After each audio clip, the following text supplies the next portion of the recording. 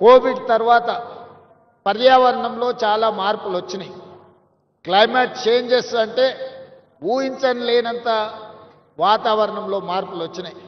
ఈ హైదరాబాద్ నగరమే కాదు, ఈ దేశంలో మనం ఏర్పాటు చేసుకున్న వ్యవస్థలు, మనం నిర్మించుకున్న రోడ్లు కావచ్చు, డ్రైనేజ్ కావచ్చు, ఇతర పరిస్థితులు, ఇతర ఏర్పాట్లన్నీ కూడా రోజుకు 2 సెంటీమీటర్ల వర్షం కురిస్తే సరిపోయే విధంగా మనం ఇన్ఫ్రాస్ట్రక్చర్ ఏర్పాటు చేసుకున్నాం. గతంలో వర్షాలను బట్టి ఆనాడు నిర్మాణం చేయాల్సిన ప్రభుత్వ సంస్థలు ఒక రోజుకి 24 గంటల్లో 2 సెంటీమీటర్ల వర్షం పడితే ఎదుర్కోవడానికి అవసరమైన మనము ఇన్ఫ్రాస్ట్రక్చర్ ఏర్పాటు చేసుకున్నాం. కానీ ఈ మధ్యకాలంలో మీరు అందరు చూస్తున్నారు, 2 సెంటీమీటర్లు రోజు కాదు, గంటలో లేదా 2 గంటల్లో 40 సెంటీమీటర్ల వర్షం కురిసే పరిస్థితులు ఈరోజు వాతావరణంలో మార్పు వచ్చినాయి.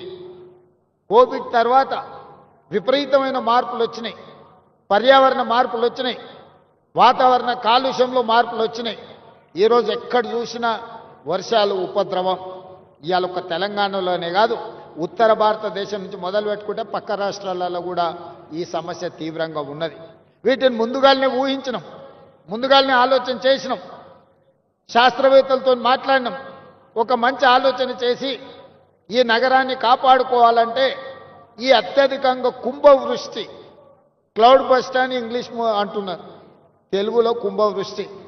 ఒకప్పుడు కుంభవృష్టి వస్తే దివిసీమ ఉప్పెన లాంటి తుఫాన్లు వస్తే ఎంతోమంది కొట్టుకుపోయారు. మన కళ్ళ ముందే హృదయ విదారకమైన పరిస్థితులు మనం చూసినాం.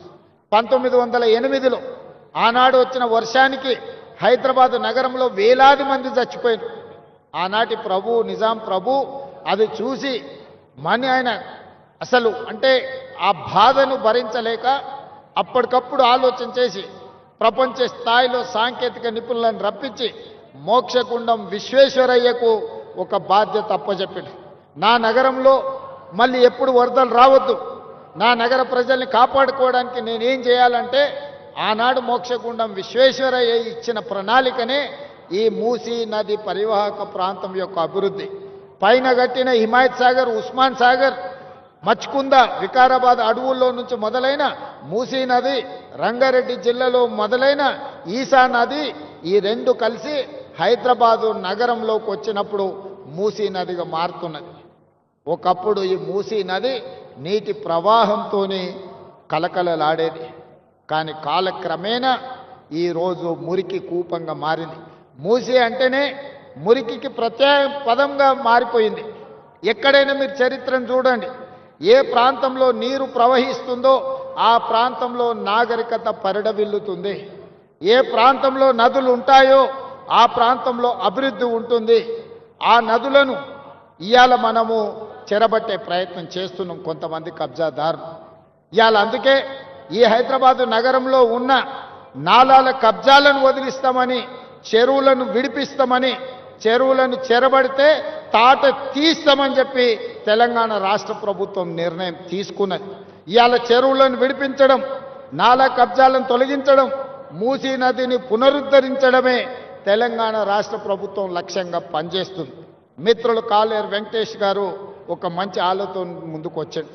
రాజకీయాలకు అతీతంగా అభివృద్ధి కార్యక్రమంలో భాగస్వామి కావడానికి ఈరోజు ప్రతిపాదనలు తెచ్చాడు. తప్పకుండా మిగతా శాసనసభ్యులకు కూడా నేను విజ్ఞప్తి చేస్తున్న, హైదరాబాద్ నగరంలో ఉన్న శాసనసభ్యులు, మీ నియోజకవర్గాలలో మూసీ నది పరివాహక ప్రాంతం ఎంతుందో ఆ బఫర్ జోన్లో కానీ మూసీ నదిలో కానీ పేదలు, అత్యంత నిరుపేదలు, తండాలలో, గూడాలలో, మారుమూల పల్లెల్లో ఉన్న పేదలు ఈరోజు హైదరాబాద్కు వలస బతకడానికి వచ్చారు, జీవనాధారం కోసం వచ్చారు. ఎక్కడ దిక్కులేక, ఎక్కడ నివాసము స్థలం దొరక్క ఈరోజు మూసీ నది ప్రాంతంలో చిన్న చిన్న గుడిసెలు వేసుకొని బతుకుతారు. వాళ్ళ పేదరికం నాకు తెలియదా? కొంతమందికి పేదరికం అంటే ఎగ్జిబిషన్ అయి ఉండొచ్చు. బెంచ్ కార్లు వేసుకొని పేదరికం చూడాలంటే ఊర్లోకి పోయి ఓహో పేదరికం ఇట్లుంటుందా అని ఎక్స్కర్షన్ లాగా పోయేటోళ్ళు ఉండొచ్చు. గుంటూరులో చదువుకున్న వాళ్ళు, గుడివాడలో చదువుకున్న వాళ్ళు, లేకపోతే అమెరికాలో చదువుకున్న వాళ్ళకు. నాకు అట్లా కాదు. నేను పుట్టిన ప్రాంతం, నేను పెరిగిన ఊరు, పేదరికం నా కళ్ళ ముందు నేను చూసిన, దళితులు గిరిజనులు పడే కష్టాలు నేను చూసిన. మా ప్రాంతాల నుంచి వలస హైదరాబాద్కు బతకడానికి వచ్చేటోళ్ళని నేను చూసిన. ఈ అంబర్పేట ప్రాంతంలో పోతే మా ఊరోళ్ళే చాలా మంది ఉంటారు. మా జిల్లా వాళ్ళు అయితే మా జిల్లా వాళ్ళు అనుకుంటే ఎవరినైనా గెలిపించేటంత మంది ఉన్నారు ఈ అంబర్పేట, ఈ మూసీ పరివాహక ప్రాంతంలో. వాళ్ళ పట్ల నాకు ప్రేమ ఉంటుంది, వాళ్ళ పట్ల నాకు అభిమానం ఉంటుంది, వాళ్ళకి సహాయం చేయాలన్న ఆలోచన ఉంటుంది. వాళ్ళని ఇబ్బంది పెట్టి నేను బాపుకునేది ఏమున్నది ఒకసారి ఆలోచన చేయండి. నేనేమన్నా ఈ భూమిని మూసీ నదిని చుట్టి నా సూట్ కేసులో పెట్టి నేనేమన్నా మా ఇంటికి తీసుకెళ్తానా, లేకపోతే విదేశాలలో దీన్ని తీసుకెళ్ళి దాచిపెట్టుకుంటానా? లేదు కదా. ఇవాళ ఈ ప్రాంతంలో అభివృద్ధి జరగాల్సిన అవసరం ఉంది, అనర్థాలను తగ్గించాల్సిన అవసరం ఉంది.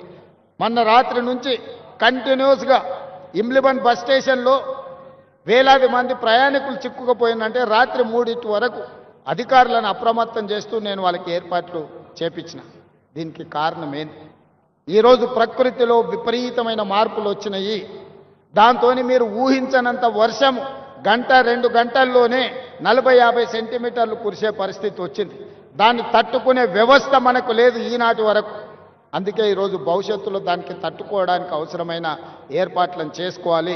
లేకపోతే జీవితాంతం మీరు కష్టపడి సంపాదించుకున్న మీ టీవీ కావచ్చు, మీ ఫ్రిడ్జ్ కావచ్చు, మీ మంచాలు కావచ్చు, మీ పిల్లలు చదువుకున్న సర్టిఫికెట్లు కావచ్చు, ఉప్పు పప్పు బెల్లం చింతపండు మీరు సంపాదించుకొని 2-3 నెలలకు మీరు తెచ్చి ఇంట్లో పెట్టుకుంటే రాత్రి ఈ రకంగా వర్షాలు వస్తే గంటలలో అవి నీట మునిగిపోతాయి. ఆ తర్వాత మిమ్మల్ని ఆదుకోవడానికి ఎవరు రారు. నా మాట వినండి, మీకు మంచి చేసే ఆలోచనతో ఉన్నా. ఇవాళ కాలేరు వెంకటేష్ గారు ఒక ప్రతిపాదన చేసిండు. అంబర్పేట అసెంబ్లీలో 5 కిలోమీటర్లు మూసీ నది పరివాహక ప్రాంతం ఉన్నది. ఈ బఫర్ జోన్లో కొంతమంది పేదలు ఇండ్లు కట్టుకుండ్రు, వాళ్ళకి డబుల్ బెడ్రూమ్ ఇండ్లు కట్టించండి అంబర్పేటలో అని. తప్పకుండా వేదిక మీద ఉన్న మా ఇన్ఛార్జ్ మంత్రి పొన్నం ప్రభాకర్ గారికి నేను ఆదేశాలు ఇస్తున్నా, హైదరాబాద్ కలెక్టర్కి మున్సిపల్ కమిషనర్ గారికి నేను ఆదేశాలు ఇస్తున్నా. తక్షణమే అంబర్పేటకు సంబంధించిన ఒక ప్రత్యేక రివ్యూ పొన్నం ప్రభాకర్ గారు తీసుకుంటారు.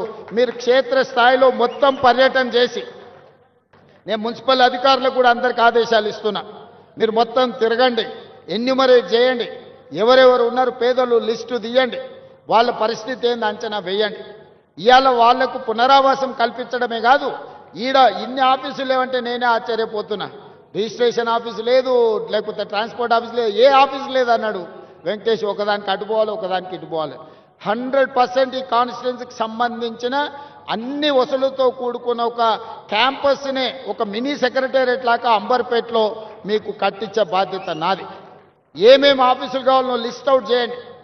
ఈ ప్రాంత ప్రజలకు అవసరమైన ఏమేమి కావాలనో అన్ని ఆలోచన చేయండి.